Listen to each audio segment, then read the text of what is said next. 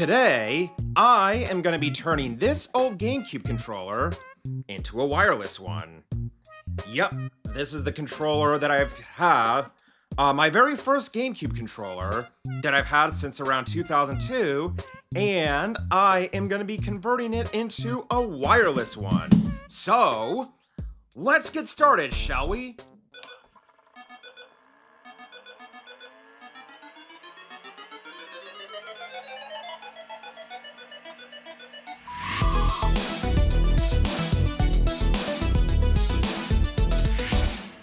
What is going on, everybody? This is Dylan from DSL Media, and today I am going to be doing a bit of a tech video here. I am going to convert this old Gamecube controller into a wireless one. So yeah, this is my very first Gamecube controller. It was the first one that I've had and used back in 2002. When I first got the GameCube. Just like a little bit of backstory is that I got the GameCube, the very first GameCube that I've owned, which I got around, I think, 2002, and I got it, I think, at Circuit City, if I remember correctly. I got the GameCube, it was at Circuit City. I got this controller. This is the controller that came bundled with it. I got Super Smash Bros. Melee, and I got Luigi's Mansion. Luigi's Mansion I didn't really play as much, but boy did I have fun with Super Smash Bros. Melee. Now, of course, when you play a game like Melee, well, not only were you going to need a controller like this, you were also going to need like 4 other ones, and well, the 3 other controllers that I got, because the GameCube controllers were so expensive, they were like $40, and on top of that, I had to get the console along with it. I would end up getting these controllers. This is the Super Pad controller. I wanted to show that off in this video. This is the Super Pad controller. That I got. I got 3 of those so that I can have multiplayer sessions of Smash Bros. Melee. Cause there were times where there was gonna be at least some people over, and good lord, these controllers were complete garbage. This was, I mean, I'm even using it right now, and I'm even feeling that the buttons don't even hold up. And the stick, oh god, that stick is, it does like kind of feel like the standard GameCube control stick, but this is just like, really just feels cheap and flimsy and everything. And also when I got this controller out, the C button up on top, I mean, it's not doing it now, but the C button, or the C stick, would actually stick right in that same position. And I was just like, ooh, yeah, these controllers were garbage. But at the time, they were cheap, and GameCube controllers were $40, and those garbage controllers were $10, so it was just like, GameCube controller's a GameCube controller, so that was basically the mindset I had. But in the end, I always preferred using the standard GameCube controller. But also, this has been the GameCube controller that I haven't been using as much for, well, several reasons. One reason is because the controller wire on this has kind of been falling apart.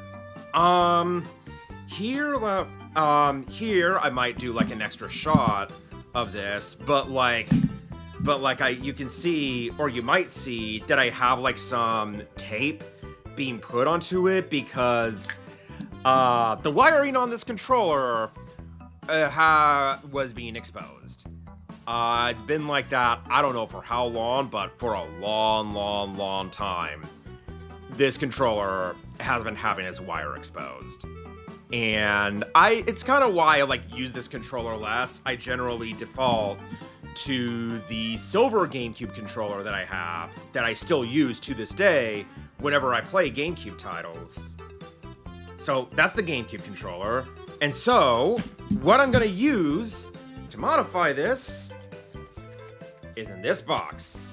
This, ladies and gentlemen, is the 8BitDo Mod Kit that is for the GameCube controller. Comes with the GameCube controller mod kit, 2 joystick caps, and 1 screwdriver, which is good because I think with these GameCube controllers, these use like their own proprietary, it uses like their own proprietary screws. So I am going to, I'm going to unbox this and get this out, and now I think I will proceed with unscrewing the GameCube controller. Alright, so starting things off, here is the GameCube controller, and here, inside this box, is the PCB board that 8BitDo provided. Looks like a standard GameCube PCB, except it is wireless. Over on top of the bag, there is a label that reads, "We included this oversized safe bag of you, so you can safely store your original wired controller forever. That means you can reverse modification back to your original controller at any time." Now that is a very nice part for 8BitDo to include. Also bundled is the instructions on how to assemble and use the controller. You can use it for the Switch, and you can use it for Android, but I am going to be trying it with the 8BitDo retro receiver that you connect to the GameCube. So now, to unscrew the GameCube controller, and this mod kit comes with its own screwdriver, as the GameCube controller uses a tri-wing screw. This was common for Nintendo products and their controllers. So now to fast forward through the unscrewing by getting all the screws out. And now it is time to open up the controller itself. And yep, there it is, the PCB. Yeah, that is quite the controller, alright. So now I am also going to replace these 2 control sticks. As well, even though these are good sticks, it's good to have something even newer to replace this with. Also, there is that exposed wire that I talked about earlier. You can really see that much of the wiring has been exposed, which is why I've been using this controller a bit less than I used to. Still, it is good to have a look at my own GameCube controller straight from the inside. But now to set that aside, because for this setup, it is out with the old and in with the new. But before I do that, I want to first do some cleaning with the controller and the buttons. So first, I start with some rubbing alcohol, and using a cotton pad, I start wiping the controller shell away, making sure it is nice and clean, getting much of the residue out of the controller and everything. Once that is done, then it is time to put the buttons back together, with the pads covering over them, being sure that it is properly assembled, and then it is time to put the PCB board on. Also be sure that the Z button is actually on the controller, because that kept falling off as I've been working on this. Once you get the PCB board on properly, then the next thing to do is to attach the C-stick onto the module, and connect that module onto the PCB itself. It might take a little bit of adjusting to get it right, and a bit of testing on the C-stick itself. Now, we get to the hard part, and that is attaching the rumble motor on it. First thing to do with that is to remove it from the old GameCube PCB, and with me, I just ripped these wires right out of the solder. After getting that off, then it is time to attach them onto these wires right here. Yeah, this is the part of the mod that is not so seamless, and took me way more time for me to get right than it should have. But basically, you need these heat shrinks that go in between the wires. Took me a few tries to get it right, and most of that was done off camera. First time around, I just used a lighter to melt the heat shrinks together, but that didn't get the rumble to work, so I had to take the GameCube controller apart again, do further testing within the GameCube controller Homebrew app, which I'll have linked in the description. But anyway, once the wires on the rumble motor are fully connected, then plug it into the little plug on the right like so. And once that is up and running, then the next thing to do is to remove the plastic part of the original Gamecube PCB that holds the rumble motor together and place that on the new wireless PCB board. That includes removing the stickers that is holding the two hinges together, as you need those to operate the L and R triggers. Once that is assembled, then it is time to place the rumble motor like so. Now, the last thing to do before reassembling this controller is to connect the Bluetooth sensor on top, which makes the wireless connectivity possible and is used to charge the controller. And with all that done, then it is time to reassemble the controller by screwing in all of the screws, and from there, the controller is ready to go. Okay, and there it is. That is the wireless Gamecube controller. And well, I also had to do some things that's like right behind the scenes and right outside. Stuff that wasn't shown on camera as I was putting this together. Because the one other thing that I've kind of been having trouble with was getting the rumble set up. Because, well, on camera, I was using a lighter to fuse the two cables, the two wires that connects to this controller in order to get the rumble working. And so off camera, I was using the soldering iron. Using the soldering iron with a little soldering flex. And some of that solder to actually get the two cables together, cause good lordy lord, was that a pain to get together. Like 8BitDo makes that seem easy, but for me, it just felt kind of hard. So, if there is one criticism that I do currently have with 8BitDo's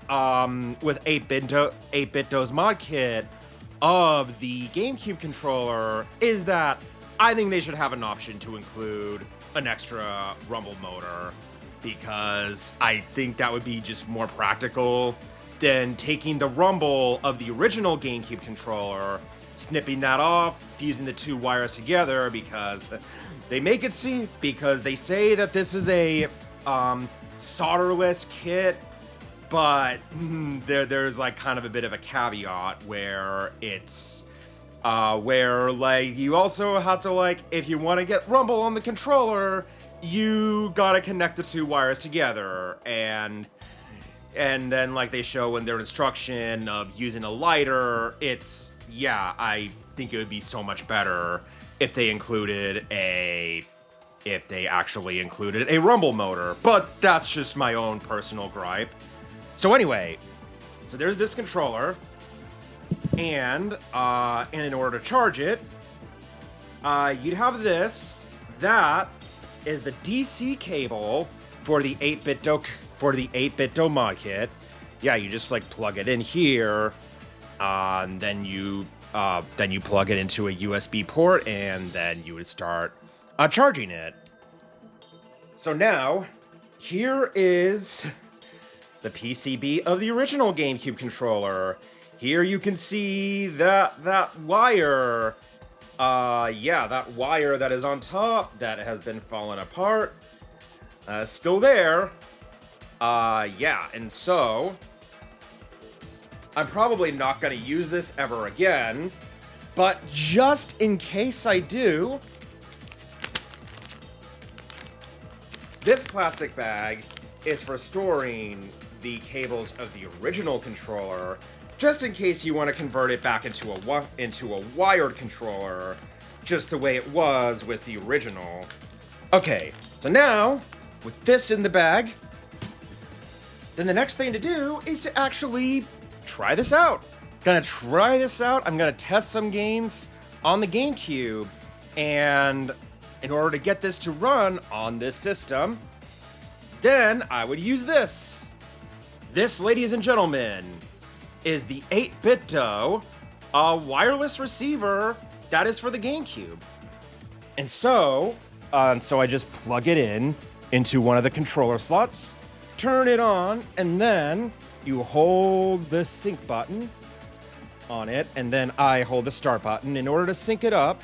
Now, the controller is synced up to the 8BitDo wireless receiver.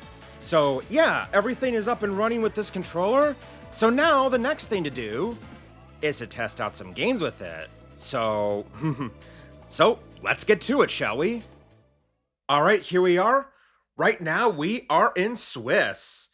And now, first thing I'm gonna do is to start up the Gamecube controller test. Gonna be running some Gamecube Homebrew. So let's start with the A and B rumble test. And yep, rumble is working. I am feeling the rumble. I don't think it's like the strongest motor that the Gamecube controller can have. But I mean, still, this works pretty well. And I am glad to have gotten the rumble working at all. Still, I think it would be nice if 8BitDo included like their own rumble motor instead of like making others like try to tie like the two cables together or to solder them or whatever. Because if they're trying to brand this as a quote unquote solderless free board swap, then they have this, and that just like isn't the most practical. But there's that. Anyway, so rumble test, that's working. A button's working, B button's working, all of the buttons are working, L trigger, R trigger.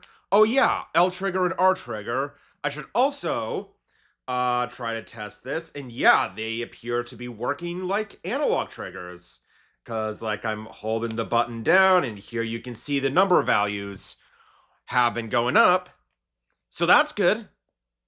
And then there's the R trigger, and holding that, yeah, that activates, well, the R button, and that's also making the number values go up, which shows that, yeah, this is working like an analog trigger. And then we have the sticks, the regular stick and the C stick, and yeah, I can see those are working. Also, another thing about 8BitDo's mod kit is that now you can actually press the C stick down like a button. I'm clicking it right now, and same with the left stick too. Both the left stick and the C stick, you can actually click them down like buttons, which is good. I think if you're using it in like as a wireless controller in other forms outside of the 8BitDo mod kit. So yeah, there's the GameCube controller test, and that is working. Now, let's actually play some games. And now it is time to play some Smash Brothers. To play some Melee, but not just Melee. This is Turbo DX. That is a mod for Melee that adds in like certain new characters and everything. And I did another video where I was actually showcasing this mod that had characters like Princess Daisy and Wario. And were there any other characters added? I forget. But I mean, of course, it does have Sonic. That's one of the characters that's added in this mod. But anyway, I wanted to test out this controller for this mod. See how well this runs in Smash.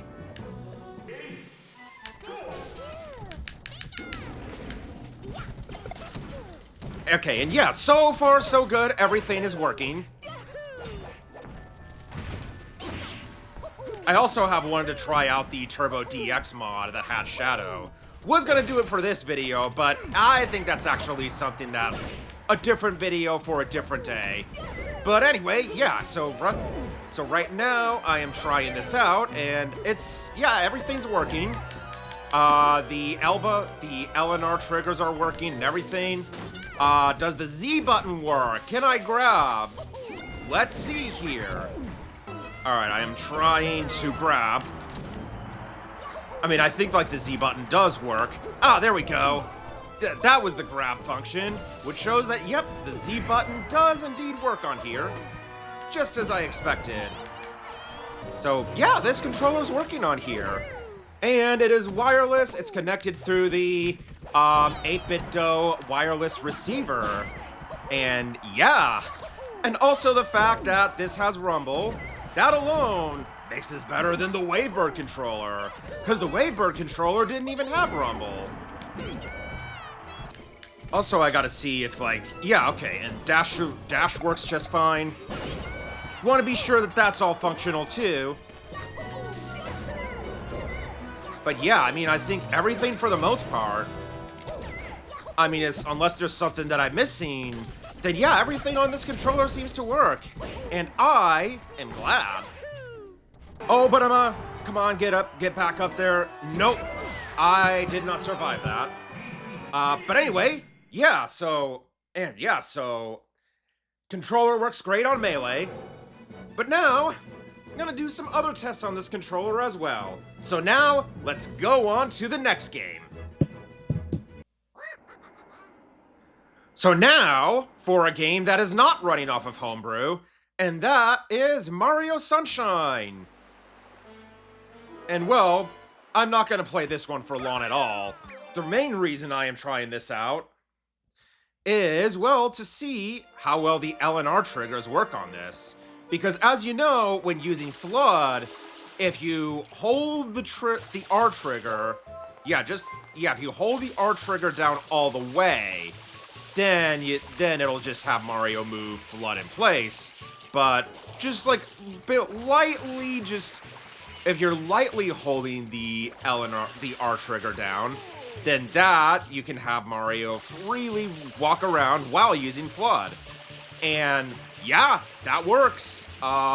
It is working just the way the L and R triggers have been intended. So that was a quick test that I wanted to try with Mario Sunshine, and yeah, that's working quite well.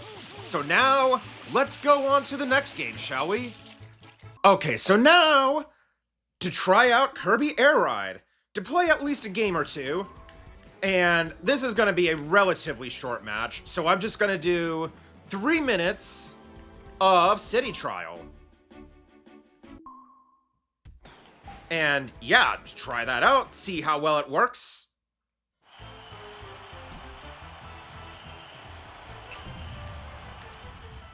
And yeah, I mean, everything seems to be working quite well with this game. And part of the goal with Kirby Air Ride is collecting the power-ups. Well, that and also having a good air ride machine. Yeah, I got a few power-ups from that. But yeah, and also, the rumble is working! Yay! Yeah, I can feel that rumble. It's working. And again, that is the part that makes this better than the Wavebird. I actually have never owned a Wavebird controller, but I do know that did not have rumble. That was because Nintendo wanted the Wavebird to save on battery, and they don't want the rumble to use too much of the battery, which is not an issue when you use the 8-bit DO controllers. Because, I mean, I wasn't planning on playing Kirby Air Ride for that long. I was mainly doing it to test out this controller, and particularly testing out the rumble. Well, I got pretty good amount of charge, that's for sure. But how well would it be when it comes to doing a single race? Okay, second place. That's not too bad. Okay, so there we go. So, yeah, Kirby Air Ride, that's work. Oh, and hey, I got a few achievements. Yeah, I think this is operating off of a fresh new save. But anyway, that was Kirby Air Ride, and that's working great on this controller. But there are a few other things I want to try this controller on, so I think now, let's switch to this. Okay, so now we are at the Switch, and now I am going to try to pair this GameCube controller over to the system and see if it works.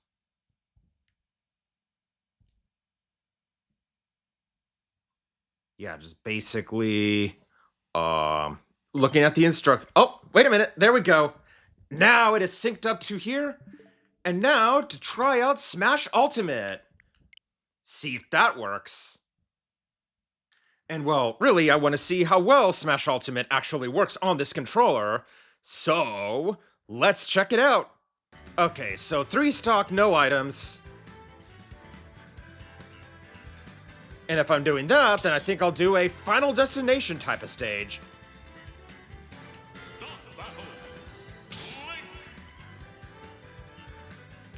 Maybe this move's a little slow, but it might just be me. Wait, hold on.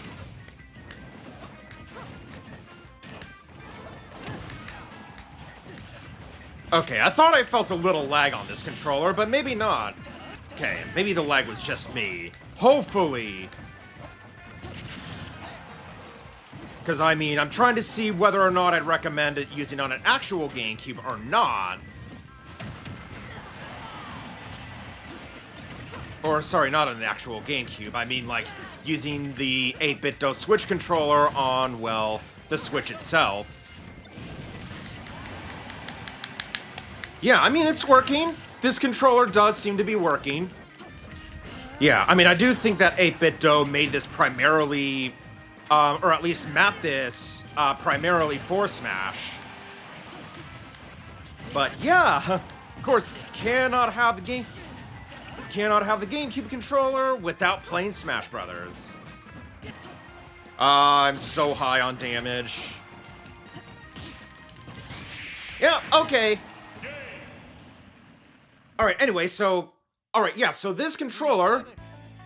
That does work at least with Smash Ultimate. But there's one other Switch game that I want to try this controller on. Just to see how it does. So, I'll switch over to that right now. Okay, so now... I want to try this controller out... in 3D All-Stars. I don't know how confident I am that this is even gonna work the way that I'm gonna test it, but I'm gonna try out Mario Sunshine on there, and I want to see if the L and R triggers actually work with this. I have a feeling they don't. But let's see here.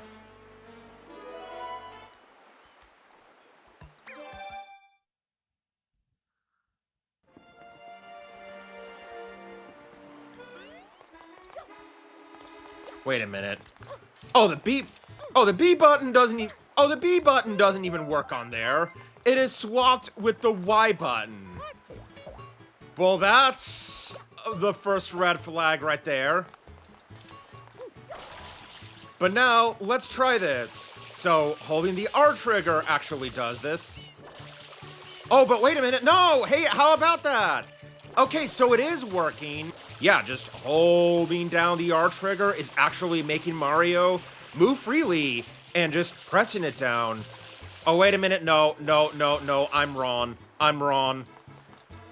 No, pressing it down and even holding it, it doesn't matter how hard you press it. Mario just he doesn't move in place. So pressing the Z button is what puts Mario in place, not holding the R trigger down. So, yeah, that is the part where this controller gets a mark off as far as this game goes. That this does not work the way it was made on the GameCube. So, that was something that I expected and something that I wanted to test out. But anyway, that's enough for the Switch. Now, let's try out one other device, shall we? Okay, so now I have the Steam Deck loaded, and I have this controller connected. And so the next thing that I want to do is that I want to start up Project PMex. That is basically a ROM hack, or rather a mod for Smash Bros. Brawl. It's basically Project M, a variation of Project M. I'll go into... Okay, control settings. And port 1 is set for the GameCube adapter for the Wii U. I want to turn that off. Yeah, so I want to turn that off, and I have to use Basically the touchscreen on the Steam Deck, which is kind of annoying, but it is what it is. Yeah, turn this off. And then I want to turn that off too. Or no, I don't want to turn that off. I want to switch to standard controller, and I want to configure. Yeah, set the device to 8-bit-do NGC Mod Kit. And I'm going to map the buttons up here.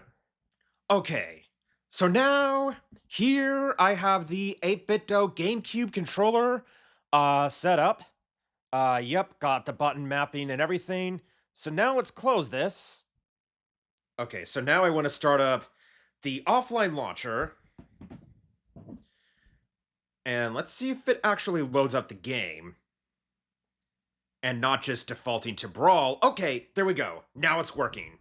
So now, it is time to try this out and see how well this works with this controller. Alright, here we go. This is Project PMex. And I will start off by playing as Link. Yeah, have a few CPU players there, and I'll select a random stage. Free guy? Oh, okay, Metroid.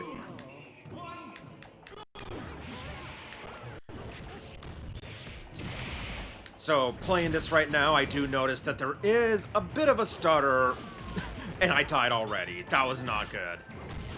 Anyway, playing this right now, I do notice like a bit of like some lag and stutter within the emulator itself.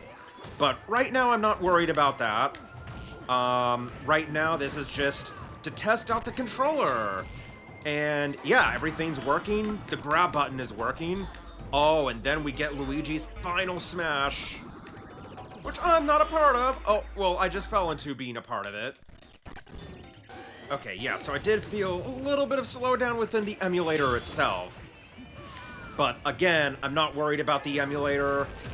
At least not for now. I am more focused on the controller.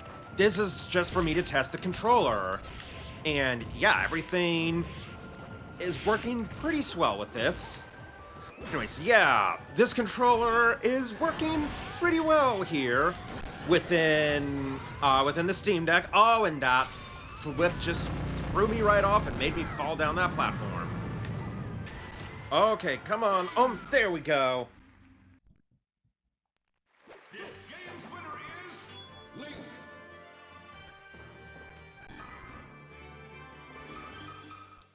Okay, anyway, so that's it for Project PMex. Now, it's time to go on to the next game, and that is to say, I think I have one final test here. Okay, so here I am in the Dolphin emulator itself, and this isn't the Project PMex emulator, this is actually going through Dolphin itself, and here I have both the control stick and the C stick hooked up.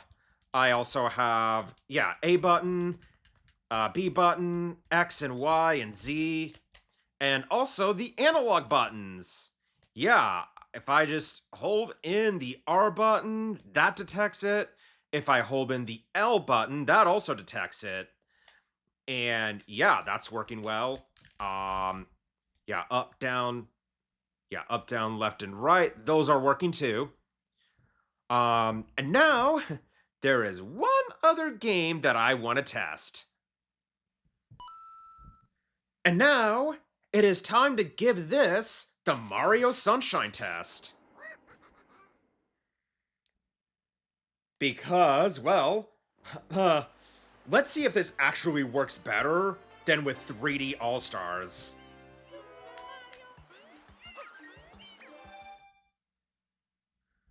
Okay, so here it is. Moment of truth. Fingers crossed here. See if this works. Alright, and here we have Mario in place. And now, ha ha ha ha! It's working! It's working! The R trigger is actually, the R analog trigger is actually working. By holding down the R trigger, I am just having Mario just move around like that as he squirts out FLUDD, And as I press the R trigger all the way, then he moves flat in place. Just the way it was meant to be on the original GameCube. So this, ladies and gentlemen, that makes this so much better than the 3D All-Stars version. And by the way, the more I play this emulated version of Mario Sunshine, the more this just feels so vastly superior to the 3D All-Stars version. Not just because of what I just showed off, but also because, well, as you can see, I actually have the 60 FPS mod actually running off of this. So, yeah. Yeah, so now, with that final test done, I think this is where I'm going to end the controller test and to go back to the regular screen. All right, guys. So that was my GameCube controller that I have set up to run with the 8-bit DOE mod kit that I installed on here. Yep, my old GameCube controller, my very first GameCube controller that I have used, that I've had since 2002.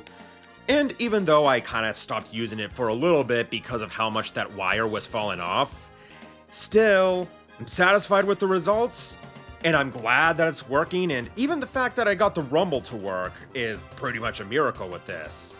And having that, combined with connecting it to the retro receiver that you connect to the GameCube itself, I think this is a great product and really good to own, and I'm really satisfied with the results that I find that I now have this nice wireless GameCube controller that I can use both with the GameCube and with the Switch, and even with other systems, even though it might not work as much with the Switch as it might work with the Steam Deck.